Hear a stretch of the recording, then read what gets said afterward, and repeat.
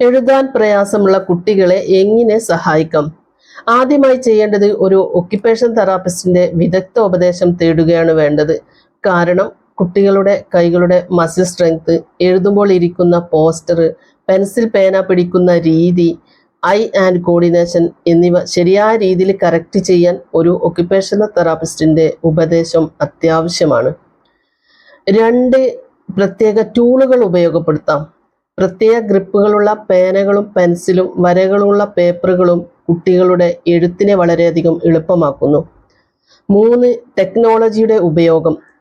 Tab, computer, speech to text എന്നിവ കുട്ടികളുടെ എഴുത്തിന് വളരെയധികം സപ്പോർട്ട് നൽകും.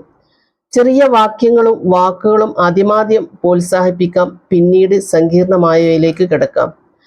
ഓരോ പുരോഗതിക്കും കുട്ടികൾക്ക് പ്രോത്സാഹനം കൊടുക്കണം. കുട്ടികൾ ഓരോരുത്തരും വ്യത്യസ്തരാണ്.